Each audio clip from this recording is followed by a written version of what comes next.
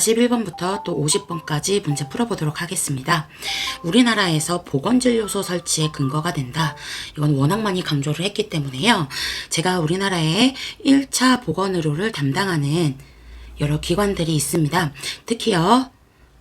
보건소, 보건진료소 둘 다 1차 보건의료를 담당을 하죠. 다만 보건소 같은 경우는 무조건 지역보건법에 준합니다. 보건진료소는요. 그쵸. 농어촌 어쩌고저쩌고 하는 이 법에 의한다 라고 얘기했었죠. 그래서 여기서 정답은 당연히 5번 쉽게 고를 수가 있고요. 보건진료소 같은 경우는 특히 자 우리 이 안에서 주체적으로 또 교육을 담당하거나 보건진료를 담당하는 누가 있죠? 보건진료 담당 공무원이 있습니다. 지방보건조직이죠. 다 지방보건조직. 중앙보건조직은 너무 많이 강조를 했습니다. 중앙보건조직은 당연히 보건복지부 기억을 해주시고요.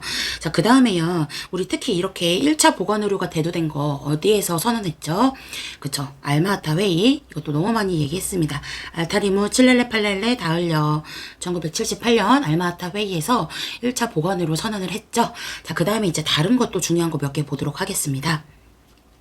국민건강증진법이 나왔어요. 이거는 이제 보건소에서 전국민 전국민 건강생활화를 유도한다. 그래서 여러 가지 이제 건강증진 사업들이 있거든요. 거기에는 보건교육도 들어가고 영양관리도 들어가고 구강관리도 들어가고 이런 것들과 관련된 거는 국민건강증진법 당연히 고르실 수가 있고요.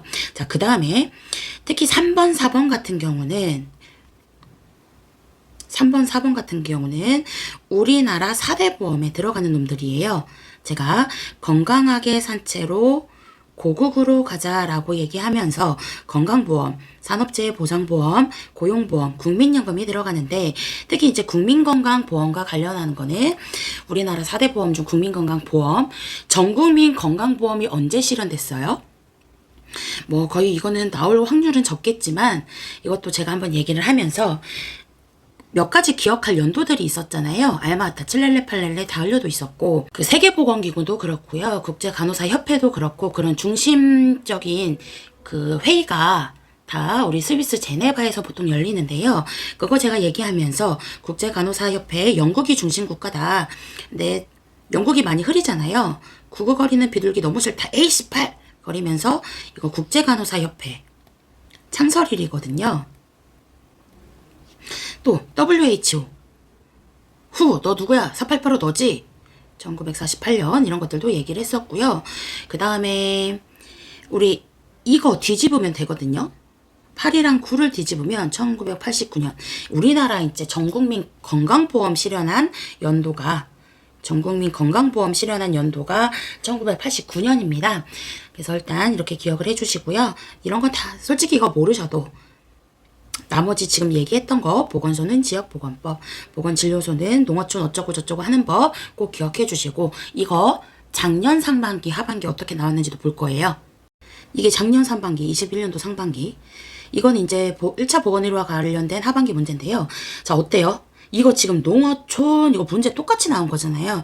다만 보건진료소가 어떤 법에 준한지 이거를 물어봤고 이번에는 작년 상반기에는 이 법 나오면서 이거와 관련된 보건시설이 뭔지 물어봤어요. 이거 어때요? 이거 그러니까 제가 그때 올해 상반기 문제 풀이하면서 문제 블로그에 올려놨으니까 작년 21년도 상반기 문제, 21년도 하반기 문제 꼭 풀어보라고 했던 이유 중에 하나였거든요. 중요한 문제는 확실히 알고 가셔야지 꽈락 안 나오고 적어도 기본적인 점수 이상은 나오게 된다 이 얘기를 했었습니다. 그럼 당연히 여기에서 보건소는 제가 방금 얘기했죠. 무슨 법? 그렇죠. 지역보건법 나와야 됩니다. 자, 그 다음에 이것도 볼게요. 하반기에 나왔던 세계보건기구 뭔데요? WHO. 우리나라는 무슨 지부죠? 서태평양, 필리핀 지부에 속합니다. 필리핀 마닐라. 우리 거 확실히 알고 있으면 북한 정도 알아주자 얘기했죠. 동아시아, 인도 얘기했었습니다. WHO 1948년에 출범했다. 그 다음에요, 요거 이제 보면서 1차 보건의료는 제가 특히 4가지 필수적인 요소가 있습니다. 접수했으면 주지 스님 이것도 얘기했었죠? 제가 쇼츠 영상으로도 만들어 놨었잖아요. 접수받고 있는 주지 스님, 접근성과 접근성과 수용 가능성, 주민 참여, 지불 부담 능력이 들어가게 되는데요. 부담 능력 들어가게 되는데 1차 보건의료가 성공하기 위해서 가장 중요한 요소다. 주민 참여. 당연히 정답은 이거죠. 자, 올해 나왔던 42번 문제 보도록 할게요. 지리적, 지역적, 경제적, 사회적 이유로 차별해서는 안 된다. 누구든지 접근 가능해야 한다. 이 얘기거든요. 정답은 접근성. 이것도 볼게요. 1차 보건으로 성공하기 위한 필수적인 4가지 요소. 제가 방금 뭐라고 했어요? 접수, 주지라고 얘기했잖아요. 접근성, 수용 가능성, 주민 참여, 지불 부담 능력이 들어가게 됩니다. 특히 제일 중요한 주민 참여가 있고요. 그 다음에 수용 가능성 같은 경우는 주민이 어찌됐든 간에 수용 가능한 과학적인 방법으로 접근해야 된다. 특히 주민 참여 이런 것도 들어가요. 마을 건강원 제도를 운영하거나 보건진료소를 운영하거나 이런 것들이 주민 참여로 들어가게 됩니다. 그 다음에 주민에게 지불 능력에 맞는 보건의료 수가로 제공해야 된다. 지불 부담 능력도 있고요. 자, 그 다음에 우리 이런 것도 볼게요. 특히 이런 1차 보건의료가 대두된 이유가 뭐예요? 떠오른 이유, 중요성이 강조된 이유. 의료가 종합병원 중심의 의료다. 또 의료 인력이 너무 대도시에 집중되어 있어요. 의료 인력이 너무 불균형하다. 의료 자원도 불균형하다. 예방 가능한 비전염성 질환들이 많아졌는데요. 비전염성 질환이 증가했고 인간의 충분히 예방 가능한 이런 지역사회에 보건소나 보건진료소만 있어도 주민들이 건강에 대한 경각심 일깨워줄 수 있고요. 쉽게 가서 건강에 대한 정보들을 얻을 수가 있잖아요. 인간의 기본권 중시. 인간의 기본권을 중시했기 때문에 대두됐다 하는 것들 같이 기억을 해주세요. 13번 문제 보도록 하겠습니다. 국가의 보건의료 체계를 구성하는 요소 중 경제적인 지원에 해당하는 것은 일단 보건의료 체계는 이런 식으로 단답식으로 나오기도 하잖아요. 한 국가 및 사회의 보건의료 서비스에 뭐 생산, 분배, 어쩌고 저쩌고 구조와 관련된 기능적인 체계가 무엇이냐. 그러면 그때 보건의료 체계 정답으로 고르시면 됩니다. 우리나라 같은 경우는요, 이런 거 자유롭게 선택할 수 있다. 우리 자유방임령 에 들어가기도 하고요. 특히 이거 볼게요. 또 경제적 지원, 돈을 이야기하는 거거든요. 공공재원, 재원이 돈을 말합니다. 그래서 정답은 5번으로 고를 수가 있고요. 우리 작년엔 또 어떤 문제가 나왔었냐면 우리 특히요 보건의료 전달체계 관리에서 중점을 둘 주요한 3가지가 있어요. 그게 뭐예요? 그쵸? 지도력, 그 다음에 의사결정, 그 다음에 규제. 이 3개가 또 중요하다라고 얘기했었습니다. 이런 게 이제 정책 관리에 들어가는 내용들이고요. 자, 작년에 나왔던 것도 문제 한번 보도록 할게요. 작년 상반기, 하반기 문제도 보도록 하겠습니다. 인력, 시설, 장비, 지식, 인원들은요, 자원으로 들어가거든요. 어떻게 자원을 개발할지 3번 자원의 개발로 들어갑니다. 방금 나왔던 경제적 지원, 이거 공공재원, 돈 얘기하는 거예요. 그 다음에 이 보건의료 정책 및 관리, 이거는 그대로 하반기에 또 나왔습니다. 지도력과 의사결정과 규제는 3가지 주요한 것들에 들어가거든요. 지도력, 의사결정, 규제 이놈들도 반드시 기억을 해주세요. 같은 경우는 치질 수술을 받은 노인이 미리 정해진 일정액의 진료비, 이것도 많이 강조했던 거였잖아요. 그래서 여기서 정답은 당연히 포괄수가제, 미리 정해진 일정액의 진료비. 우리나라 같은 경우는요 행위별 수가제에 해당이 되긴 하지만 부분적으로 포괄수가제 적용하고 있다고 했습니다. 치질 수술도 그렇고 백내장 수술 같은 거, 그 다음에 맹장 수술, 그래서 이런 것들 포괄수까지 적용된다. 자, 그 다음에요. 나머지 것들도 중요한 거 볼게요. 일단 제가 포괄수까지와 행위별 수까지는 반드시 기억을 하셔야 된다라고 얘기를 했었죠. 자, 그래서 또 봅니다. 행위별 수까지 따로 지불하는 거죠. 검사비, 처치비, 가장 오래됐어요. 의료인이 선호하고요. 의료인이 선호하는 이유가 뭐예요? 원하는 만큼 진료하게 할 수 있거든요. 대신 과잉 진료비 유발할 수가 있잖아요. 그쵸? 의료인이 가장 선호한다. 현실적으로 시행하기 편리한 방법이고요. 가장 보편적이면서 가장 보편적인 방법이다. 자, 그 다음에 얘만 사후 보상 제도에 들어가는 거죠. 얘만 사후 보장 제도입니다. 따로 지불하고 나중에 이제 퇴원하면서 얼마나 이제 그동안에 어떤 진료 과목을 받았고 어떤 처치를 했고 후에 보상한다, 사후에 지불한다 해서 얘만 사후 보상 제도예요. 자, 그 다음 나머지 것도 보도록 할게요. 인두제, 인이요. 사람 인자거든요. 사람 인자예요. 그래서 등록된 사람 1인당 정액제예요. 얘 같은 경우는. 그래서 우리 그 집에 방문하는 주치 같은 거 생각하시면 되고요. 일반 가정에 방문하는 뭐 주치, 단골, 의사 이런 말 나오면 무조건입니다. 우리 예방에 관심을 기울이게 돼서 진료비 억제 효과가 있다라고 생각하시면 됩니다. 자, 봉급제 말 그대로 월급, 봉급 받는 거거든요. 이제 보통 이런 것들은 사회주의 국가 아니면은 뭐 국영 의료기관들, 나라에서 운영하는 의료기관들, 총액계약제도 일종의 자, 지불하고자 하는 소비자 측이랑 진료자 측이 총액을 결정을 해요. 그 범위 안에서 진료한다라고 생각하시면 되고요. 그래서 특히 이제 각각의 특징적인 것들 반드시 기억하시고, 자, 작년에 나왔던 것도 보겠습니다. 자, 진료비 지불제도 등 사후 보상 결정 방식. 이거 뭐 고르는 거예요? 그쵸? 행위별 수가제 장점 고르라고 하는 거예요. 이거밖에 없어요. 사후 보상 제도는 행위별 수가제. 따로 진료의 질이 높아져요. 다만 이제 과잉 진료 유발할 수 있다 이런 얘기들 했었는데요. 의료진의 재량권이 확대되어 의료의 질이 높아진다. 정답은 이거 되고요. 자, 하반기 내용도 볼게요. 대장암 수술을 받은 환자에게 진찰료, 검사비, 수술비를 청구하는 진료비 지불 방식. 진찰료 따로, 검사비 따로. 정답 당연히 뭐예요? 행위별 수가제. 제가 이거 상반기 내용 얘기 찍으면서요. 상반기 대비하는 문제 찍으면서요. 행위별 수가제가 연달아서 나왔다. 행위별 수가제 다시 안 나올 것 같으니까 다른 거 나올 것 같다라고 얘기를 했었거든요. 그래서 올해 상반기 문제에 뭐 나왔었죠? 그쵸. 우리 포괄 수가제 나왔잖아요. 그러면 그와 관련된 포괄 수가제의 뭐 장점 뭐 이런 것들이 나올 수가 있고요. 아니면 그 외에 뭐 인두제 뭐 이런 다른 특징적인 것들 나올 수 있겠죠. 반드시 특징적인 내용들은 암기하고 가셔야 돼요.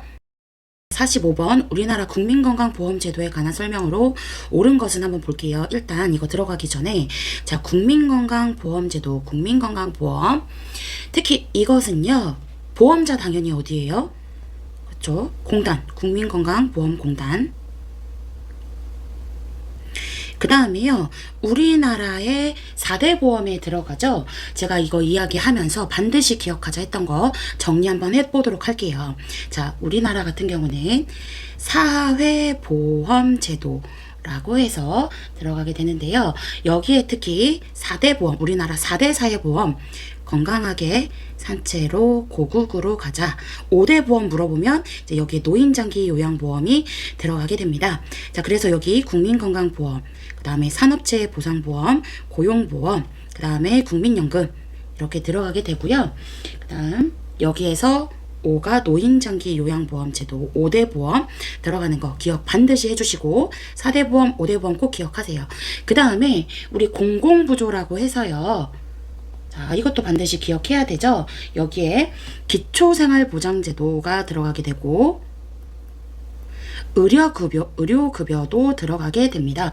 물론 여기 이제 이외에 사회서비스도 있기는 해요. 자, 근데 제가 반드시 이거하고 이거는 기억하자고 했어요. 나온 김에 또 봅니다. 자, 여기에서요. 공공부조에서 특히 이 두 개 기억을 해주시는데 소득을 보장해주는 거 기초생활보장이죠. 소득 보장해주는 거 파란색으로 체크를 해볼게요. 사회보험에서 소득을 보장해주는 게 뭐가 있어요? 그쵸. 여기에 보면 가운데에 있는 3개 산재보험, 고용보험, 국민연금 이거 3개가 소득보장이다. 자, 그러면 우리 의료보장도 볼 거예요. 핑크색으로 표시할게요. 의료급여, 의료보장해주는 거. 그 다음에 사회보장에서는 여기 국민건강보험, 그 다음에 산재는 2개 다 된다고 했죠. 그 다음에 노인장기 요양보험 반드시 기억하라고 했습니다. 사회보험에서 소득보장, 그 다음에 의료보장해주는 거, 공공부조에서 소득보장, 의료보장해주는 거 이렇게 반드시 기억을 해주시고요. 자, 그 다음에 이제요 국민건강보험제도와 관련된 거 중요한 것들 보도록 할게요. 자, 특히 이제 국민건강보험 같은 경우는요. 녹색으로 하겠습니다. 헷갈리니까. 국민건강보험 같은 경우는 특징이 있죠. 우리나라 이게 이제 강제가입이잖아요. 강제가입, 그 다음에 능력에 따른 차등 부과예요. 많이 버는 사람 많이 걷죠. 능력에 따른 차등 부과 혜택은 균등하게 혜택을 주죠. 그러다 보니까 어떤 기능이 있어요. 그죠? 소득 재분배 기능이 있다. 반드시 기억을 하셔야 되죠. 그 다음에 또 특징 뭐예요? 국민 모두한테 필요한 기본적인 의료비를 적정 수준 보장하죠. 최고 수준 제가 아니라고 했습니다. 본인 부담금 발생해요. 그쵸? 그래서 본인 부담금 발생하는 또 이유가 뭡니까? 공짜면 다 받을 거 아니에요. 그쵸? 본인 부담금 있는 이유는 여기 옆에다가 적을게요. 본인 부담금 있는 이유는 그죠, 불필요한 의료 서비스 남발하기 위해서, 남발 막기 위해서, 불필요한 의료 서비스 남발을 막기 위해서 있는 거고요. 그 다음에 이제 전 국민 가입을 합니다. 뭐 직장 가입자, 지역 가입자 뭐 이런 식으로 나눠지게 되고요. 그 다음에 운영되기 위해서요, 또 필요한 돈이 있을 거 아니에요. 돈. 재원, 재물의 원료가 어디서 나오냐? 재원. 어떻게 이루어져요? 그죠? 보험료도 있고, 뭐 연체금도 있고, 뭐 징수금도 있어요. 그 외에 걷는 것들. 다만 이자는 없다. 이런 것까지 기억해 주시면 완벽합니다. 제가 처음부터 정리했던 사회보험, 공공부조, 4대 사회보험, 뭐 5대 보험 각각에 들어가는 뭐 소득을 보장하는 건지 의료를 보장하는 건지 반드시 기억을 해 주시고요. 그래서 여기서 정답은 3번 고르시면 됩니다. 자, 또 볼게요. 이거 작년 상반기, 하반기 내용이에요. 의료급여와 국민건강보험제도 물어봤어요. 지금 제가 앞에서 설명한 거 한 번 더 정리합니다. 자, 우리나라에서요, 사회보험과 그 다음에 공공부조, 물론 이 외에 뭐 장애인이나 소년소녀 가장 뭐 이런 것 없는 사회 서비스도 있다고 얘기했어요. 그렇지만 이거 두 개 반드시 기억합니다. 제가 4대 사회보험, 건강하게 산채로 고국으로 가자. 5대 물어보면 여기 이제 노인장기 요양보험까지요. 그럼 이제 여기에 이제 국민건강보험이 들어가게 되고 산업재해 보상보험, 고용보험, 국민연금이 들어가게 됩니다. 공공부조 두 개밖에 없어요. 기초생활보장제도와 의료급여가 들어가게 돼요. 자, 그러면 또 봅니다. 제가 여기에서 소득을 보장하는 게 뭐냐? 소득보장 녹색으로 표시합니다. 기초생활보장, 소득보장 해주고요. 가운데 있는 세 개가 소득보장 해줘요.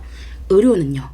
의료는 의료급여, 의료보장 해주는 거, 건강보험이랑 산업재해보상보험이랑 노인장기 요양보험. 네, 이놈은 의료를 보장해줍니다. 자, 그럼 또 봅니다. 문제 한번 보도록 할게요. 우리나라 국민건강제도의 특성. 보험자는 국민건강보험공단이다. 나머지 이외 것들 얘기를 했었죠. 그래서 뭐 강제가입, 소득 재분배 효과가 있다. 능력에 따른 차등 부과하고요. 대신 혜택은 균일하다. 불필요한 의료 남발하기 위해서요. 본인 부담금도 있고요. 운영되기 위해서 필요한 돈, 재원, 여러 가지 기타 징수금, 보험금, 뭐 연체료 이런 것들 있지만 이자는 안 들어간다 얘기를 했습니다. 의료급여 이거 물어보는 거거든요. 어디에 들어가요? 그쵸, 공공부조 제도에 속한다.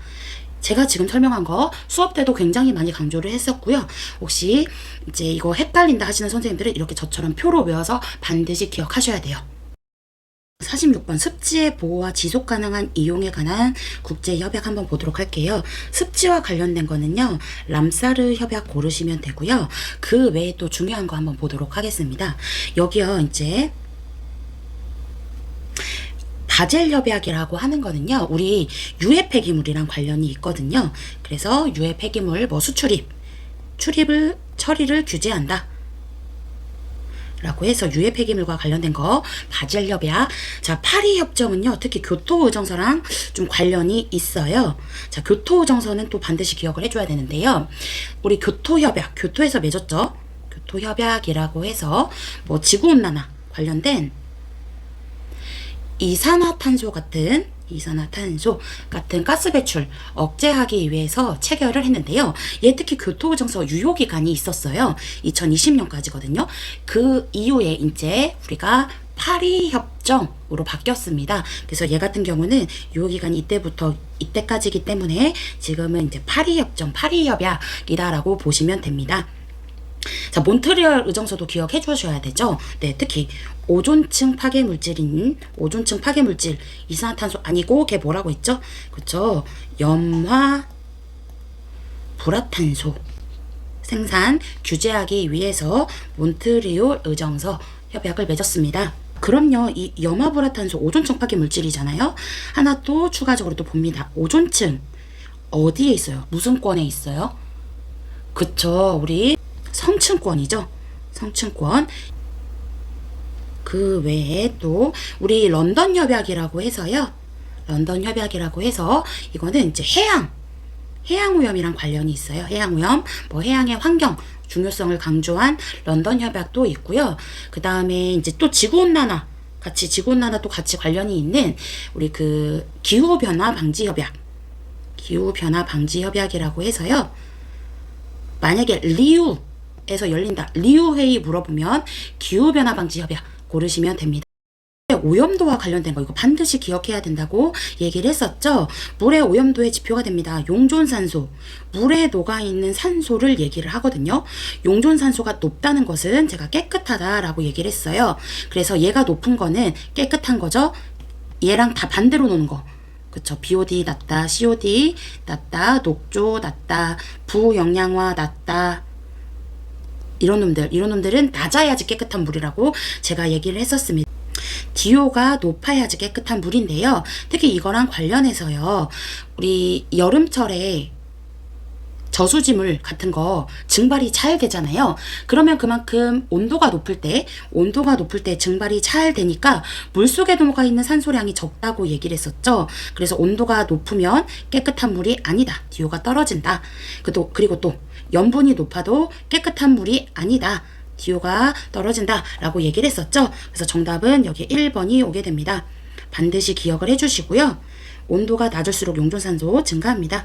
부유물질 많으면 그만큼 분해되기 위해서 산소가 많이 필요하거든요. 감소해요. 하천수 심하게 오염되면 오염된 물이니까 당연히 감소. 식물성 플라크톤 급격히 번식해도 감소죠. 그만큼 산소 많이 잡아먹으니까요. 그래서 이런 것들 기억을 해주시고요. 자, 그 다음에요.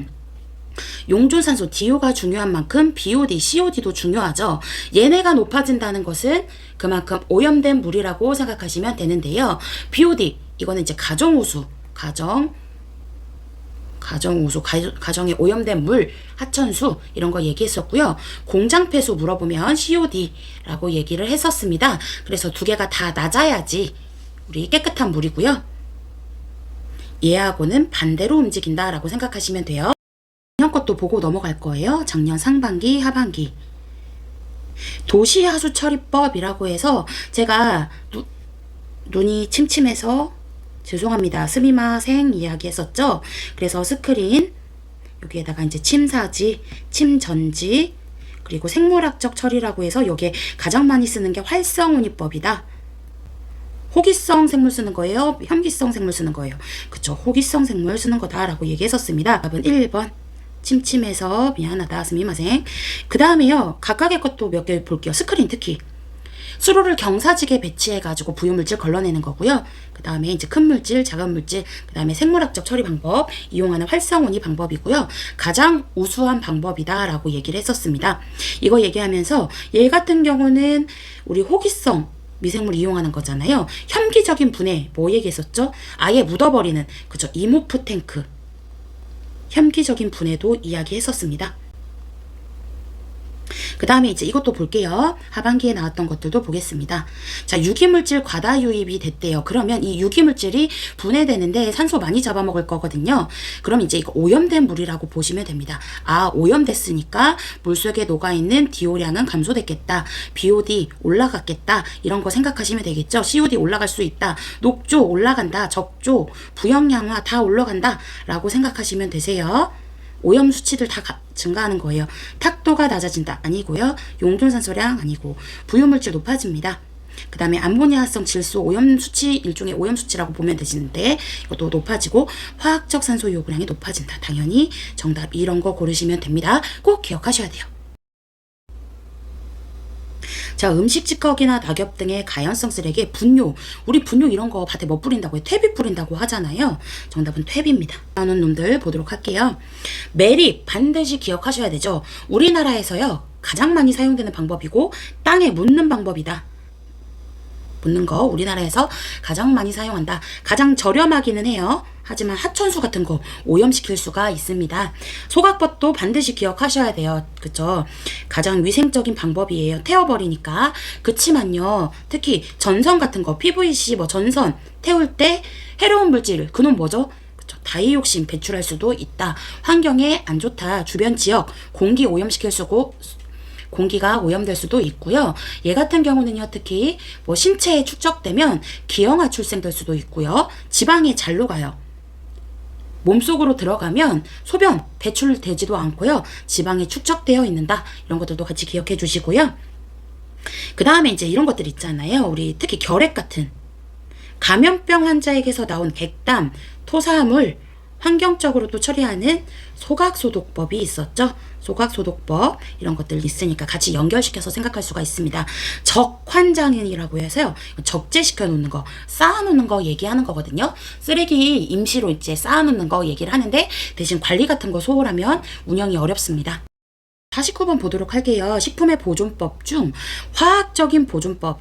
제가 물리적인 보존 방법은 사실상 너무나 많다. 그래서 화학적인 거 제대로 알고 가자. 4개만 있거든요. 훈훈한 그 사람 비교되니까 절로 가 라고 얘기를 했었죠. 그래서 여기 뭐뭐 들어가죠? 그렇죠. 화학적인 방법에는요. 훈연법, 그 다음에 뭐 훈증법, 훈증 가스 이용하는 거, 그 다음에 이거 뭐죠? 절임법, 그리고 가스 저장법이 들어가게 돼요. 그래서 각각의 것들도 중요한 거 몇 개 보도록 할 건데요. 훈연, 우리 그 연기 이용하는 거거든요. 참나무, 뭐 떡갈나무 같은 거 태워서 나오는 연기로 태우는 거, 살균시키는 거 기억하시면 되고요. 훈증가스, 뭐 산화된 질소 같은 거 이용하는 거다라고 얘기했었고, 절임법은 또 각각의 중요한 몇 개가 있습니다. 나눠지는 거 있잖아요. 너무 중요하죠. 짠 걸로 우리 특히 이용하는 거, 짜게 한다. 염장법, 배추 절이는 거 같은 거 여기로 들어가요. 짜게. 그 다음에 달게 하는 건 뭐예요? 그쵸, 당장법, 당을 이용한다. 뭐 젤리, 잼 이런 거 이용하는 거 달게. 그럼 시게 하는 건 뭐죠? 그쵸, 산 저장법이라고 하는 거. 초산 이용한다. 산도 낮은 거 이용하는 것들, 초산 이용하는 것들 기억을 해주시면 되고요. 가스 저장법이라고 해서 이런 거는 뭐 이제 말 그대로 이산화탄소 같은 거 이용하는 거 생각하시면 돼요. 우리 그 야채 같은 거 저장할 때요, 사용하고 나서 고기 먹으려고 깻잎이랑 상추 같은 거 샀거든요. 싱싱하게 보관하려고 어떻게 해요? 우리 바람 넣어가지고 비닐봉지에 담아서 바람 어느 정도 넣어서 담아두잖아요. 우리 배출할 때 나오는 가스 뭐예요? 이산화탄소죠. 이산화탄소가 우리 싱싱하게 과일 같은 거, 채소 같은 거 보관할 때 싱싱하게 해주잖아요. 그래서 이런 것들 같이 기억을 해주시면 됩니다. 그래서 정답은 당연히 여기에 절임법이 화학적 보존 방법으로 들어가고, 특히 방금 얘기했던 짜게 하는 염장법, 달게 하는 당장법, 시게 하는 산 저장법 기억을 해주시면 될 것 같아요. 몇 개 이제 나머지 물리적인 보존 방법에 들어가는 몇 개 좀 보도록 할게요. 가열법, 말 그대로 끓이는 거거든요. 근데 여기에는요, 높은 온도로 끓이거나 아니면 낮은 온도로 끓이거나 뭐 이런 것들이 들어가게 되는데, 여기에 낮은 온도로 살균한다. 특히 우유 같은 거 들어갈 수 있어요. 저온 살균. 그쵸? 미생물이요, 우유에 이제 유익한, 이로운 미생물들이 있잖아요. 그런 거 높은 온도로 가열하게 되면 다 죽어버리니까, 사멸되니까 낮은 온도로 가열한다 해서 우유 같은 거 저온 살균 기억을 해주시면 되고, 이런 건 특히 또 결핵과도 관련이 있어요. 결핵에 걸린 소, 뭐 저온, 우유, 저온 살균 이렇게 연결시켜서 생각할 수가 있잖아요. 건조시키는 거 이런 거 뭐 있죠? 수분을요, 우리가 15% 이하로 떨어뜨린다 해가지고 뭐 우리 감, 곶감 말리는 거, 그 다음에 오징어, 건오징어 이런 거 말리는 것들 있죠. 냉장법도 있고, 그 다음에 밀봉, 뭐 통조림법 이런 것들 다 물리적인 방법에 들어가거든요. 물리적인 방법에 들어가는 게 많으니까 확실하게 화학적 보존 방법 기억하자고 했었고요. 자, 그 다음에 이제 넘어가기 전에 하나만 더. 우리 식품 같은 경우는요, 제가 식품 변질 과정이 있다, 이거 제가 얘기하면서 탄단지 어떤 식으로 변화가 되냐, 발부변, 탄수화물이 변질되는 거 발효라고 하고요. 단백질 부패된다고 해요. 지방 변폐, 산화시킨다는 거는 뭐 산패도 있고요. 이런 것들 제가 얘기했었고, 이거 제가 얘기하면서 우리 기초해부 자료 한 장 정리되는 기초해부 생리 자료에 반드시 이거는 꼭 기억하자 해서 각각의 중요한 것들 비교해서 또 넣어놨기 때문에 그런 것들도 공부하시면 됩니다. 내년 상반기 하반기 문제도 보고 갈게요. 어떻게 보면 식품, 식중독과 관련된 내용이기 때문에요. 자, 일단 우리나라에서 식중독 증가한 이유들 뭐예요? 그쵸? 외식, 가족 외식이 증가했다. 그리고 지역사회에서 식중독 관리하기 위해서 먹고 마시는 뭐 음용수 관리 잘한다 얘기도 했었죠. 음용수에는 뭐 이런 것들은 당연히 수인성 질환들이랑 관련이 있잖아요. 수인성 질환들 우리 기억하시죠? 장티푸스, 장모님 콜라 3개 팔아요 라고 제가 얘기하면서 장티푸스, 뭐 파라티푸스, 그 다음에 콜레라, 당연히 소화기계 질환들이 발생을 한다. 소화기계 증상들은 오심, 구토, 복통, 설사 이런 것들도 얘기를 했었고요. 그 다음에요. 이제 식중독에서 중요한 것들 반드시 알고 갈 것들 어패류 제가 얘기하면서 장어 얘기했었거든요. 장어랑 관련이 있다. 장염, 비브리오, 어패류, 식중독 관련이 있고요. 이거 제가 얘기하면서 어패류는 거기에서도 관련이 있어요. 그쵸? 중금속 중독에서는 뭐랑 관련이 있다고 했죠? 그쵸? 제가 수은 중독.